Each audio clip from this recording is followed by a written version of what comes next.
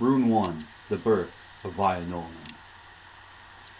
In primeval times, a maiden, beauteous daughter of the Ether, passed for ages her existence in the great expanse of heaven, over the prairies yet unfolded, wearisome the maiden growing, her existence sad and hopeless, thus alone to live for ages in the infinite expanses of the air above the sea foam, in the far outstretching spaces, in the solitude of Ether. She descended to the ocean, waves her couch, and waves her pillow.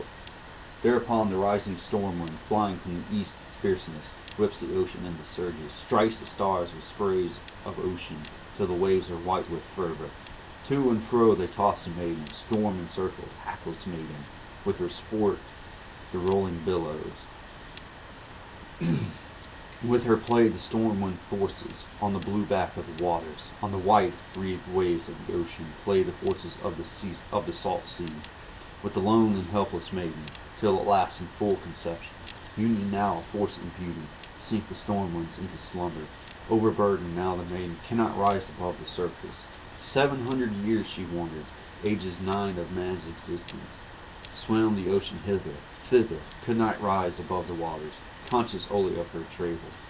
700 years she labored, ere her firstborn was delivered.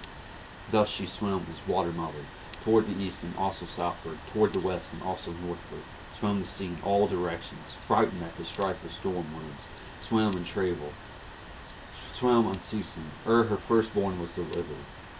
Then began she gently weeping, spake these measures, heavy-hearted. Woe is me, my life hard fated!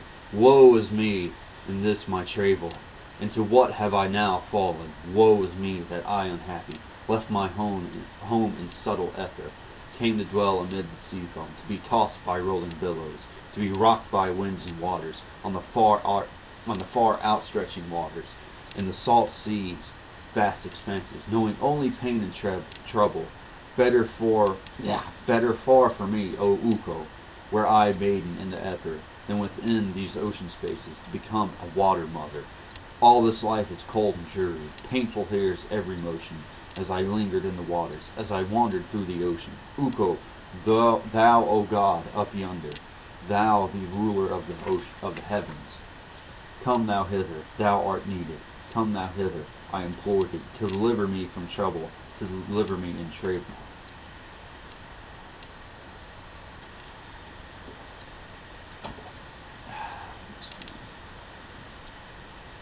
Come, I pray thee, hither hasten, hasten more than that thou art needed, hasten and help this helpless maiden. When she ceased her supplication, scarce a moment onward passes, ere a beauteous duck descending, hastens toward the water mother, comes a-flying hither, thither, seeks herself a place for nesting. Flies she eastward, flies she westward, circles northward, circles southward, cannot find a grassy hillock, not the smallest bit of verdure, cannot find a spot protected, cannot find a place befitting where to make her nest in safety. Flying slowly, looking around her, she descries no place for resting, thinking loud and long debating, and her words are such as follow. Build I in the winds my dwelling, on the floods my place of nesting? Surely would the winds destroy it, far away the waves would wash it. Then the daughter of the Ether, now the hapless water mother, raised her shoulders out of the water, raised her knees above the ocean, that the duck might build her dwelling, build her nesting place in safety. Thereupon the duck in beauty, flying slowly, looking round her, spies the shoulder to the maiden, sees the knees of Ether's daughter. Now the hapless water mother, thinks them to be grassy hillocks on the blue back of the ocean. Thence she flies and hovers slowly, lightly on the knees she settles, finds a nesting place befitting, where to lay her eggs in safety. Here she builds her humble dwelling, lays her eggs within at pleasure. 6, the golden egg she lays there of 7, an egg of iron. Since upon her legs to hatch them, quickly warms them on the kneecap of the hapless water mother. Hatches one day, then a second, then the third day she sits and hatches. Won't say shit. Warmer grows the water around her, warmer is her bed in ocean, while her knee with fire is kindled, and her shoulders too are burnt. Fire in every vein is coursing. Quick the maiden moves her shoulders, shakes her members in succession, shakes the nest from its foundation, and the eggs fall into ocean, dash in pieces on the bottom of the deep and boundless waters. In the sand they do not perish, not the pieces in the ocean, but transform in wondrous beauty. all the fragments come in wondrous beauty. All the fragments come together, forming pieces two in number, one the upper, one the lower, equal to the one the other. From one half the egg, the lower, grows another vault of terror.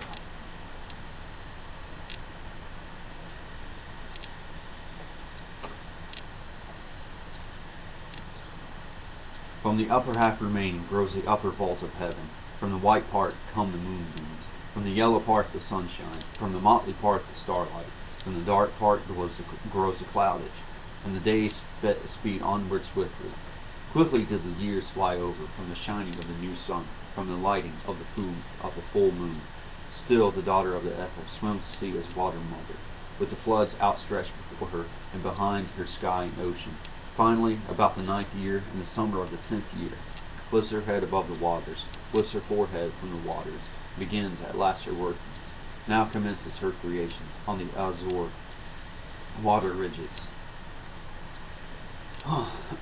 on the mighty waste before her, where her hands she turned in water. Then arose a fertile hillock. Wheresoever her foot she rested, there she made a hole for fishes. Where she dived beneath the waters, fell the many deeps of oceans. Where upon her side she turned her, there the level banks had risen. Where her head was pointed landward, there appeared wide bays and inlets.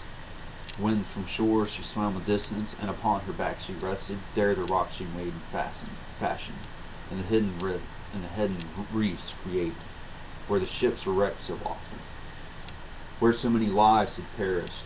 Thus created were the islands. Rocks were fastened in the ocean. Pillars of the sky were planted. Fields and forests were created. Checkered stones of many colors, gleaming in the silver sunlight. All the rocks stood well established. But the singer, Wainamoinen, had not yet beheld the sunshine, had not yet seen the golden moonlight, still remaining undelivered. Wainamoinen, old and trusty, lingering within his dungeon, 30 summers altogether, and of winters also 30, peaceful on the waste of waters, on the broad sea's yielding bosom, well reflected, long considered, how unborn to live and flourish in the spaces wrapped in darkness, in uncomfortable limits, where he had not seen the moonlight, had not seen the silver sunshine. Thereupon these words be uttered, let himself be heard in the wise. Take, O moon, I pray thee, take me thou, O sun above me, take me, thou, O fair of heaven, from this dark and dreary prison, from these unbefitting portals, from this narrow place of resting, from this dark and gloomy dwelling, hence to wander from the ocean, hence to walk upon the islands, on the dry land walk and wander, like an ancient hero wandered. Walk in open air and breathe it, thus to see the moon at eve, thus to see the silver sunlight, thus to see the barren heaven, thus the stars I may consider.